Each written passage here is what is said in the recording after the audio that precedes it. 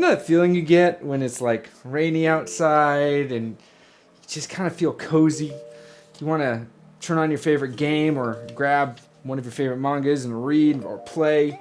It just feels good. You're like, man, I can't wait to get home from work and do this. Or maybe it's the weekend and you're like, I'm just going to make a cup of hot chocolate or a cup of coffee and really lean into this experience. For me, I've been chasing that for a while and have been able to experience it more and more over these past few weeks. But I wanted to go back and try some games that kind of shaped who I was as a gamer. Some that I played with my dad back in the day, back in the 90s, one of my favorite eras, and look into what was it that I enjoyed so much about those games. So I did just that.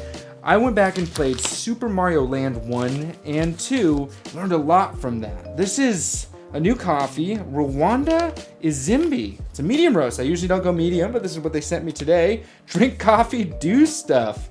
From, who is this from? Drink coffee, do stuff. Is that them? That is literally them. Drink coffee, do stuff. Roasted in Lake Tahoe. Roasted just 3 days ago. So this is kind of an early roast, off date actually. I usually would wait like 5 days. Oh, they gave me a sticker. That's cool. I'm gonna have to put that on something. Always exploring. Drink coffee, do stuff. I like that. I like that. That's what we do here. We drink coffee and do stuff. So as I was sharing, I went back and I played through Super Mario Land 1 and 2. Super Mario Land takes, gosh, probably 45 minutes to beat. It's 12 levels. Those 12 levels are, there's no save file, so you have to kind of one-shot it, if you will, and get through it the best you can. It's somewhat challenging. I wouldn't say it's the hardest game out there, but it's certainly harder than the Mario games that come out right now. Now, the reason why I wanted to go back and try that game was primarily because I kind of wanted to test this thought that I've had. I know that recently I've been trying to lean more into this experiencing older games again as an adult, or playing through some titles I didn't get to as a kid but now trying it as an adult. I've been wanting to do something along those lines. I mean, the very thing I'm reading through the Dragon Ball Z series kind of fell off. Was doing a read along but fell off because I got really distracted with trying to balance all the things in the gaming industry. Glad that I can get back to it now that my focus is a little bit more restored. But that being said, I'm looking to just narrow down all of the different things in my life. You know, I like the idea of going back and sticking to some of the things that I played before to see, does this carry the same magic and can I experience it again the same way? So I went through and played both these games, and I will tell you firsthand experience, I don't remember being able to actually beat Super Mario Land as a kid. I certainly, after playing it, was like, there's no way I beat this, because it was challenging for me as a much older gamer, but also it was just challenging. It was definitely more challenging than the games that we have today. The lives were a lot less and fewer to come by. The enemies were a little bit more grueling, and you can't go back in a level. It's only forward progression. Either way, it was an interesting time. Now, you can go forward in Super Mario Land 2, which that game was really the one that I spent a tremendous amount of time on. Super Mario Land 1 and Tetris were both games that came with my Game Boy, or my dad's Game Boy, that I shared with him, and Super Mario Land 2 was one we got much later. Now with Super Mario Land 1, I'd say you can beat it again in like 30 to 45 minutes. Land 2 takes about an hour and a half, but the playthrough of both of these titles reignited something in me. And it was a lot less about the game itself and more about the memory that I had playing that game. You see, I am now sharing my hobby with my daughter and soon my son and trying to learn the balance. I kind of got carried away these past couple of weeks. Definitely was experiencing something quite special watching my girl play these games that I love, but also someone accused me of finding my identity in gaming or attaching my identity in gaming to my daughter. And at first I'm like, how? No, you don't know that me or whatever. But then I thought, you're right. I totally did. But in doing so, I also got to experience something new, right? I got to experience something through a different lens, which I haven't in a while. for me, gaming has felt pretty repetitive. There are a couple games that I played that I loved and adored, and certainly have gotten a kick in my gaming excitement because of the Steam Deck, but still, it felt like it was missing something, at least for me, and I couldn't find what it was. I thought that maybe it was just an identity crisis thing, as always. I always go through that. I end up cannibalizing myself because I get all bent out of shape about a certain thing and then change my whole narrative and ruin anything that my channel has going for itself. But hey, you know what? I have to learn somehow. But I was like, oh, man, something just feels off. I'm loving everything about the Steam Deck, but still, what is it that I'm missing? And so I went through and played some of those retro titles, and I realized what it was I stopped playing the game to enjoy it. I was playing the game to analyze it, which comes with the job, but also was playing the game because it was exactly what was popular or what was exciting to talk about at the time. When Elden Ring launched, I was playing that game because, it's a 10 out of 10 game. I tried so hard to like that game. I've tried replaying it multiple times, and it's just not for me. Call of Duty, another thing. Man, I want to like this because I know that it has quite a following and I could be a part of this conversation. But again, it's just not for me. Maybe a different title. Final Fantasy 16 and 7 Rebirth were such huge, monumental titles for me. I realized the popularity of those two titles wasn't as big as the rest of the titles that I had tried before. And again, I was left wanting something. I realized that in playing these retro titles, there was a love for the game. Sounds so silly. That was reignited. Now, Mario Land 1, Super Mario Land 1, and Super Mario Land 2 aren't bang-up games. Okay? The recipe's a little weird. Gonna have to work on that. That's good, though. So, it's good. It's not great. We'll work on it. These games aren't the most spectacular games in this franchise. In fact, my favorite Super Mario game is Super Mario World, second is Super Mario Wonder, but still, they're not perfect. But while I was playing through them, I remembered a bliss. I remembered a moment in my gaming life that was very, very peaceful.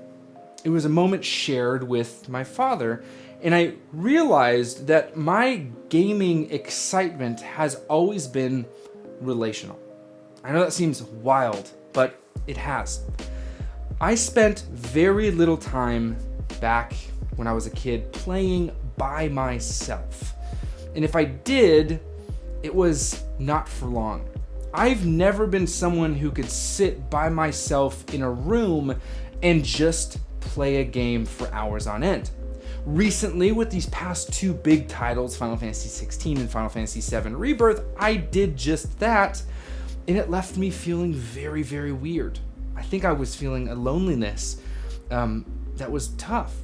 Building out a community online that I have confused, and I am going to admit I have, with all of the different changes I make, with no warning.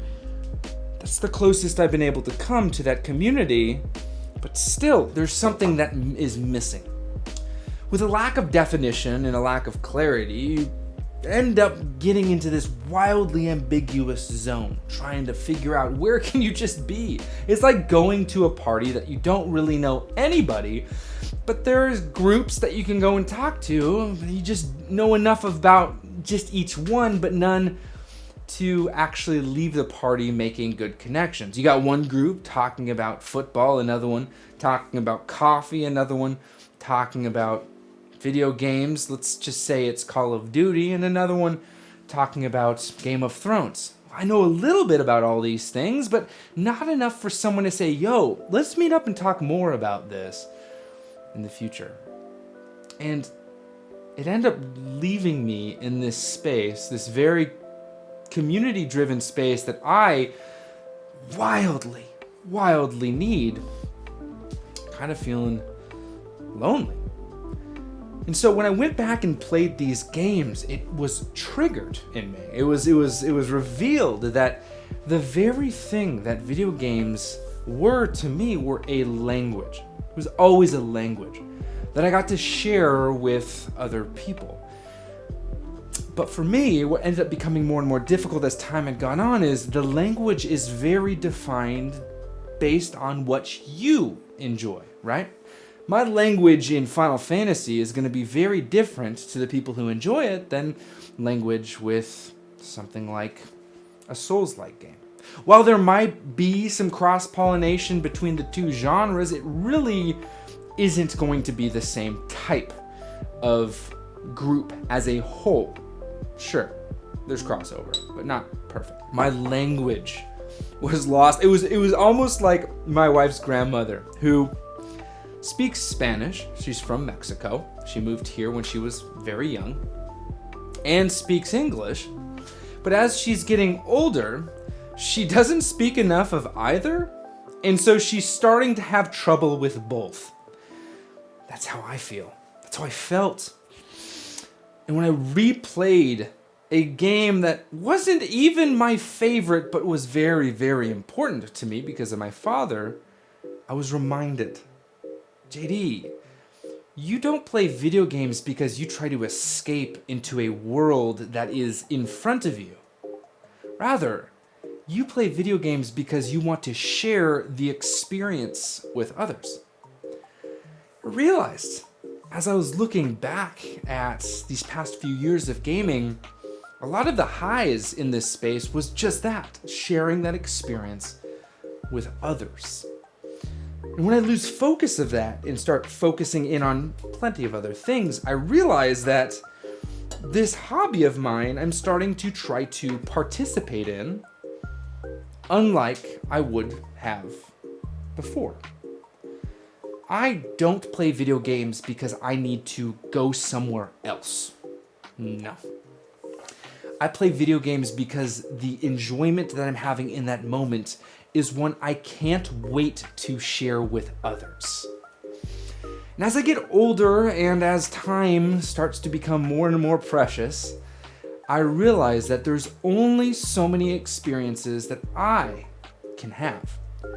In this space, trying to figure out how to balance it all, for me and my brain, which is overly excited on just about every level and is very easily distracted, parameters are important, at least for me. And so, I've done that over these past few weeks, tried to create parameters that work best for me. But going back and locking in to a game or playing a game that I experienced at such a young age was so important to me. I don't think that everybody would probably have some of these revelations, but I'm a wildly introspective person. Even though I am extremely extroverted, animated, and expressive, I spend a lot of time by myself. Not by choice, but by, I guess, the luck of the draw. Whether I'm spending time with my kids, I just don't have a lot of that communication with adults on a regular basis. It's just not where I'm at in the season of life. And so in doing so, I've done a lot of self-processing through this. Why do I find myself gravitating towards written and this type of media versus watching the anime itself? Why do I find myself wanting to listen to older records that I can't skip the next title easily versus just streaming and picking and just choosing whatever I want? Why am I choosing to limit myself in my media consumption and my video game playing rather than just enjoy whatever's out there at any point, everything, all the things, all at once? And I think really what it comes down to is this idea of finding your people, finding that tribe, finding those individuals who can share in those experiences. Ones that speak to you more personally and aren't as much of the, a little bit of this, a little bit of this, a little bit of this, a little bit of this. And what I realized over these past few weeks is when it comes to video games as a whole, communities are strong. Each community is so powerful, and I say that because I've been in a lot of them.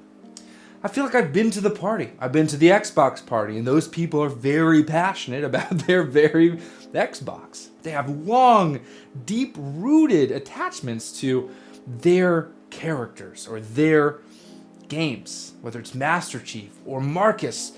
These people mean a lot to them, just as Mario or Link means a lot to me. And seeing that was infectious. It's exciting. And through 2021, when the world was on hold, I was like, oh, finally, a tribe. But the language, it always felt off. And then finding stuff like the Steam Deck, and I was like, whoa, this is so cool, a new language that I can learn with everyone else. This is so exciting. But then I realized something.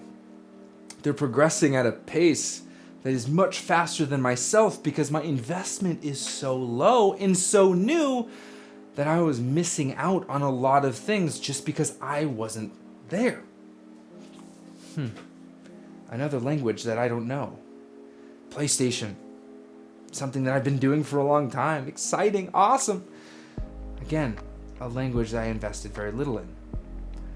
It's always been for me about trying to find others to relate to. And in playing through Super Mario Land 1 and Super Mario Land 2, that was revealed to me. I would have never thought that this hobby was one that I participated in to share. I thought it was mine. It's not mine. And so part of the reason why my daughter's experience was so powerful to me was because she was sharing it with me. And that was magical. I think living video games out through my child is probably not going to last a long time. She's probably just going to keep playing the same games. And as I try to figure out the balance, I'm figuring out, we got to limit this kind of thing because there are things that are more important than just sitting and playing games. Going outside with your friends, which she has a lot of on the block, so she goes and does that. Sitting and playing through Super Mario Wonder with me on the couch, as charming as it may be, isn't something she gets to do all the time. And she's gonna come and go, and she's gonna get excited and forget about it. And in fact, if I was to say no more Super Mario, she'd be like, okay, fine, I'll go outside. Go play in the backyard. I think looking back to look forward is something that everyone should do at some point. And finding those people you can connect with is so special, especially in this space. I think video games as a whole, there are a lot of things happening. A lot of things. For me, relationship is important. And I've fractured that in this space quite a bit with all the different changes. I hope that that is something that we all can work through together. But I'm aware, I get it. But moving into these next years of gaming, I'm excited to share that with as many people as possible. I'm not going to sit here and say that this is the way I'm going to do it. Rather, I sit here and say, I want to learn a language and continue to move that language through this space and get just so nerdy with it. So, cheers to you guys. A massive happy gaming from me, and I'll see you guys in the next cup.